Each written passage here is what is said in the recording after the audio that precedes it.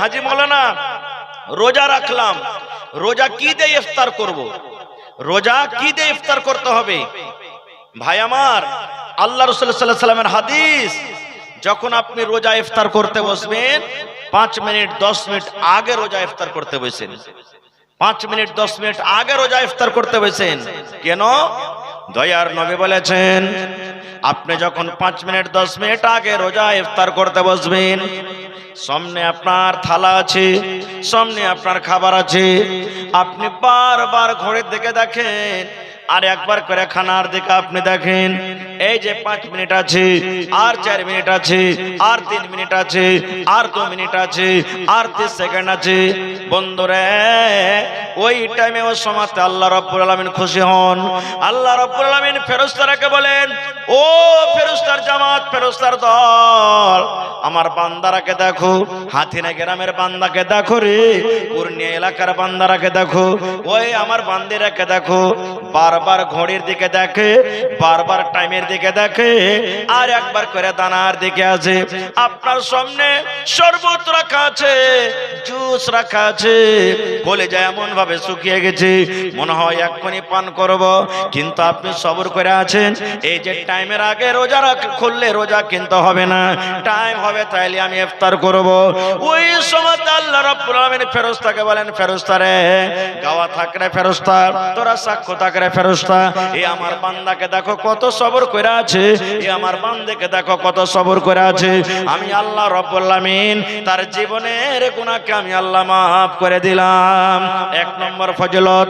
2 নম্বর ফজিলত রে বন্ধু, ওই টাইমে যদি আল্লাহর কাছে যা আপনি দোয়া করবেন, যা আল্লাহর কাছে যা জিনিস চাইবেন, আল্লাহ রাব্বুল আলামিন ওই সময়তে আপনার দোয়া কবুল করবেন। আল্লাহ রাব্বুল আলামিন ওই সময়তে আপনার ঠোঁটের দিকে তাকিয়ে থাকে, ওই সময়তে আল্লাহ রাব্বুল আলামিন আপনার মুখের দিকে তাকিয়ে থাকে। আল্লাহ রাব্বুল আলামিন ফেরেশতাকে বলেন, ফেরেশতা রে, এই আমার এক বান্দাটা, এই আমার বান্দিটা, এই আমার হালেমা জায়েদা খালেদা বান্দি, আব্দুল্লাহ আব্দুর রহমান আব্দুল সাত্তার বান্দাটা এই সারা দিন রোজা রাখলো, আর সারা দিন রোজা রাখার পর সন্ধ্যাবেলাতে ইফতারি করার জন্য বসেছে। আল্লাহ ফেরেশতাকে বলেন, ফেরেশতা রে, তার মুখের দিকে তাকিয়ে থাকো, তার মুখের দিকে তোমরা ধ্যান দিয়ে থাকো, কি আমার বান্দা বলতে চাইছে।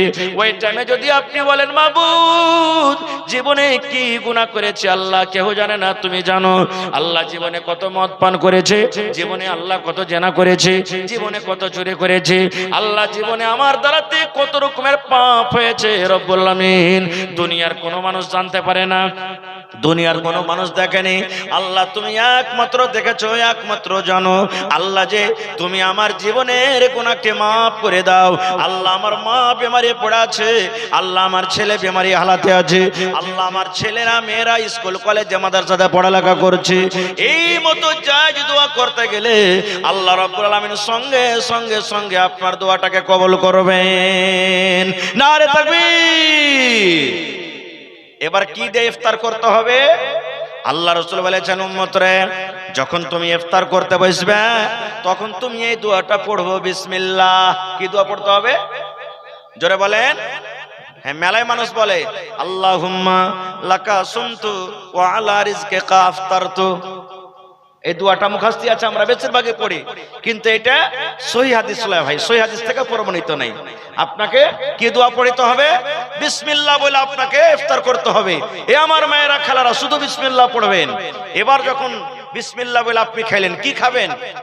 রাসূল বলেছেন, যখন তুমি ইফতার করবে বিসমিল্লাহ বলে তুমি খাজুর খেয়ে ইফতার করো। কি খেয়ে? খাজুর দিয়ে তুমি ইফতার করো। এবার যদি বলেন, মাওলানা খাজুর আমার বাড়িতে নাই, কয় টাকার খাজুর খাইতে হবে? যে মাওলানা, আপনি একটা খাজুর খান, দুটা খাজুর খান, 5টা খান, 10টা খান, আপনার মর্জি, কিন্তু নবী বলেছেন একটা খাজুর হলে যথেষ্ট। খাজুর হলো আমার সুন্নাত, সুন্নাত তারিখে তোমরা ইফতার করো। নবী বলেছেন তুমি খাজুর খেয়ে তুমি ইফতার করো। এবার যদি বলেন, মাওলানা জি আমি একটা গরিব মানুষ, আমার বাড়িতে খাজুর নাই, কিংবা খাজুর প্রত্যেক দিন ছিল, হঠাৎ করে একদিন ঘটে গেছে, হঠাৎ করে খাজুর একদিন কমে গেছে, হঠাৎ করে খাজুর একদিন ফুরিয়ে গেছে, এবার কি করব? দয়ার রাসূল বলেছেন, উম্মত, যদি তোমার বাড়িতে খাজুর না থাকে, কিংবা খাজুর যদি তুমি কিনতে না পারো, তুমি বাড়িতে বিসমিল্লাহ বলে, তোমার বাড়িতে কলে পানি আছে, পানি দিয়ে তুমি ইফতার করো। রাস্তাতে আছেন, বাজারে আছেন, খাজুর নাই, কিংবা বাড়িতে আছেন, খাজুর নাই, খাজুর শেষ হয়ে গেছে, কিনতে ভুলে গেছেন, তো কি দিয়ে ইফতার করবেন? পানি দিয়ে করবেন। বলবেন হাজি মৌলানা ঘুগনি মুড়ি দিয়ে হবে না? হবে। রুটি খায় হবে না? হবে। ছাতু খায় হবে না? হবে। কেলা খায় হবে না? হবে। ভাত খায় হবে না? হবে। যে কোনো জিনিস দিয়ে আপনি ইফতার করেন হয়ে যাবে, কিন্তু খাজুর দিয়ে ইফতার করাটা হলো সুন্নাত, নেকি বেশি পাবেন। খাজুর না আছে, পানি দিয়ে আপনি ইফতার করেন, বেশি নেকি পাবেন। তারপর তো আপনার সামনে যা আছে, ভাত, ঘুগনি, মুড়ি, কেলা, দহি যা আছে আপনি করেন, কিন্তু সর্বপ্রথম বিসমিল্লাহ বলে যেটা মুখে দিবেন খাজুর কিংবা পানি। এবার দিয়ে দেওয়ার পর তখন আপনি পড়বেন যাহাবাজ জামাউ ওয়া বিতাল্লাতিল ওয়ারুকু ওয়া তাবাতাল আজরু ইনশাআল্লাহ। এটা ইফতারের পর বলবেন। বিসমিল্লাহ বলে ইফতার করলেন, তারপরে তখন এই দোয়াটা পড়বেন যাহাবাজ জামাউ ওয়া বিতাল্লাতিল ওয়ারুকু ওয়া তাবাতাল আজরু ইনশাআল্লাহ। এই দোয়াটা পড়বেন। এই দোয়াটা আপনি পড়বেন। কত ভাইকে দেখবেন, জি ভাই নিজের চোখের দেখা বলছি, হাট গেছে, হাট থেকে বাড়িতে আসছে, রোজা করেছে, ও বিড়ি খেয়ে ইফতার করছে। সুবহানাল্লাহ, বিড়ি খেয়ে ইফতার করছে। এ ভাই যারা রোজা করছেন, রোজার দিনে গুল করিয়েন না, রোজা ভেঙে যাবে আপনার। রোজার দিনে যদি কেউ খাইনি খাই, তো খাইনি খেয়ে রোজা ভাঙবে না? ভাঙবে না। তো খাইনির থেকে বড় জিনিস হলো গুল। মৌলানা বসে আছেন, জিজ্ঞাসা করেন, গুল বড় জিনিস, হতে বেশি নাশা আছে। এলাকা রোজার হালাতে কেউ গুল করবেন না, খবরদার, না তো রোজা আপনার ভাঙবে। আর গুল তো করবেন না কোনোদিন কেড়ে লেগি, কারণ অতি নাশা আছে, আর যে জিনিসটাতে নাশা আছে শরীয়তকে হারাম বলেছেন, এজন্য গুল করবেন না জীবনে। তো ভাই আমার, এবারে আপনি ইফতার করলেন খাজুর খেয়ে কিংবা পানি দিয়ে, তারপর আপনার ভাত তরকারি যা আছে করলেন।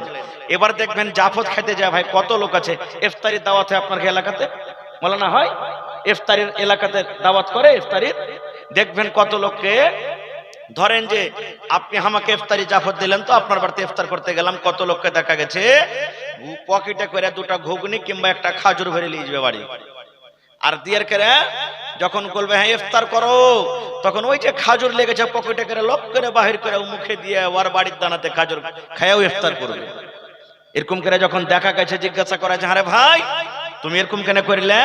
ওই যে মৌলভী সাহেব তুমি জানো না, সারাদিন না খেয়ে রোজা করবার, ওকে সন্ধ্যেবেলাতে দিয়ে আসবার বাড়তে যে।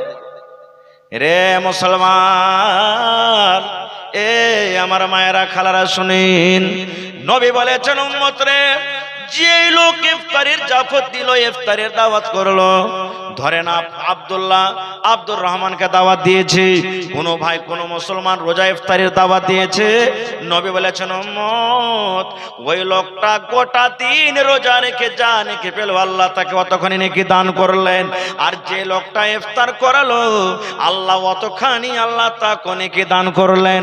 আল্লাহ কোন মানুষের মেহনত, কোন মানুষের রোজার নেকি কেটে আল্লাহ কোন মানুষকে দান করবেন না। এটা মনে করতে হবে না রে আমি সারাদিন রোজা রাখনু আর আমার নেকি গোলা সব নিয়ে নিলে, আমি সারাদিন রোজা রাখনু আমার রোজা গোলা সব নিয়ে নিলে, এটা নয় রে মুসলমান, এটা নয়। আপনি রোজা রাখবেন, রোজার নেকি পাবেন, আর আপনাকে যে দাওয়াত করেছে ও দাওয়াত করার নেকি আল্লাহ তাবারাক ওয়া তাআলা অতখানি তাকে নেকি দান করবেন। ভাই আমার, তাহলে এই যে রোজার মাস আসছে, এই রোজার মাসে আমাদেরকে রোজা রাখতে হবে ভাই। এই রোজা রাখাটা ফরজ, রোজা রাখাটা ফরজ। রোজা যদি আমরা রাখি ভাই আমার, আমাদের গুনাহ হবে, পাপ হবে। এই জন্য প্রত্যেক মুসলমান ভাই নিয়াত করেন, আজকে এই যে রমজান মাস সামনে আসে, এই রমজান মাসে আমরা রোজা রাখবো। তারপরে রোজার ফজিলত বয়ান করতে গেলে অনেক হাদিস আছে, একটা হাদিস আর শুনলেন। আল্লাহ রাসূল সাল্লাল্লাহু আলাইহি ওয়াসাল্লাম বলেছেন, এ আমার মায়েরা খালারা শুনেন, যদি কোনো মা, যদি কোনো খালা, যদি কোনো নানি, যদি কোনো দাদি বেঁচে থাকাকালে জীবনে 4খানা কাজ করতে পারেন গে মা, নবী বলেছেন ওই মহিলাদের জন্য রব্বুল আলামিন কিয়ামতের দিন জান্নাতের 8খানা দরজা খুলে দিবেন।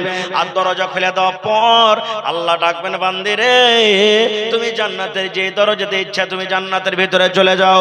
1 নম্বরে রাসূল বলেছেন আল মারাতু ইদা সাল্লাত খামসাহা, যদি কোন মহিলা 5 ওয়াক্ত নামাজ পড়তে পারেন।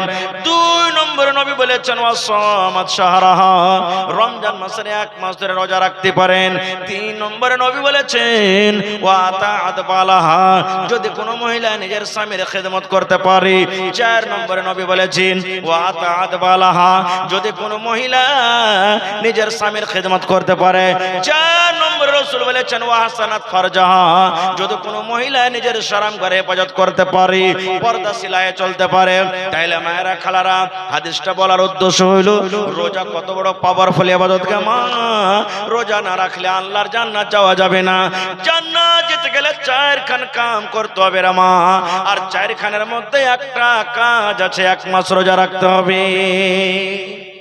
1 মাস রোজা রাখতে হবে। আর একটা মশলার কথা শুনেলেন, রমজান মাসে, রোজার মাসে, এই যে আমার মায়েদের খালাদের মাসে মাসে হাজ হয়, মাসে মাসে এমসি হয়। মায়েরা খালারা মাসে মাসে নাপাক হয়ে যায়। 2 দিন 3 দিন 5 দিন 7 দিন করে মায়েরা নাপাক হয়ে যায়। এই মতো যদি রমজান মাসে কোনো মা খালা দাদে নানি রমজান মাস চালু হয়ে গেল, রমজান মাসে কোনো মায়ের হাজ শুরু হয়ে গেল, কিংবা কোনো মা খালাদের বাচ্চা হয়ে গেল, সন্তান হয়ে গেল, নবী বলেছেন মহিলা তুমি নাপাক হয়ে গেছো, তুমি রোজাটা রাখিও না। যেদিন তুমি নাপাক হয়ে থাকবে তোমাকে রোজা রাখতে হবে না। 3 দিন তুমি নাপাক হয়ে থাকবে, তুমি 3টা রোজা রাখিও না। 5 দিন তুমি নাপাক হয়ে থাকবে, 5টা তুমি রোজা রাখিও না। তোমাকে নামাজও পড়তে হবে না। এ মহিলা, রমজান মাসে তোমার সন্তান হয়েছে, বাচ্চা হয়েছে, তোমাকে রোজা রাখতে হবে না। কতদিন রোজা রাখতে হবে না? যতদিন তুমি রক্ত আসবে, রক্ত আসা যাওয়া হবে।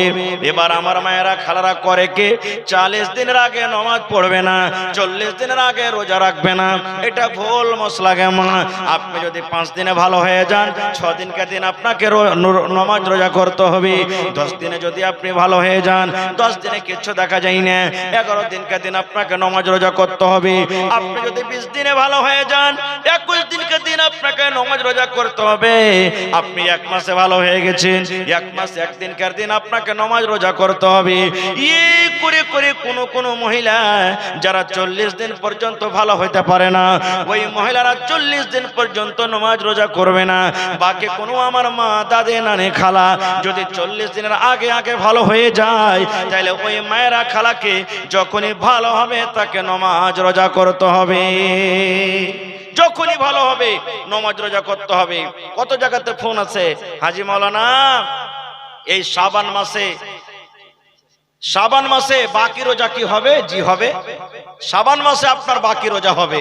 ভাইরা আমার, আল্লাহ বাচ্চারাকে ইনশাআল্লাহ এই বিষয় নিয়ে আবার কোনোদিন আলোচনা করব। তবে ভাই, এটা হলো বানারত মাদ্রাসার জালসা। যে মাদ্রাসাতে আপনাদের মেয়েরা, আপনার বেটিরা পড়ালেখা করছে। একটা বেটাকে আপনি পড়াইবেন, একটাই লোককে আপনি পড়াইলেন। একটা বেটাকে আপনি পড়াইলেন, একটা লোককেই পড়াইলেন আপনি। আর একটা বেটিকে যদি পড়ান তো একটা পিঢ়িকে পড়াইলেন আপনি।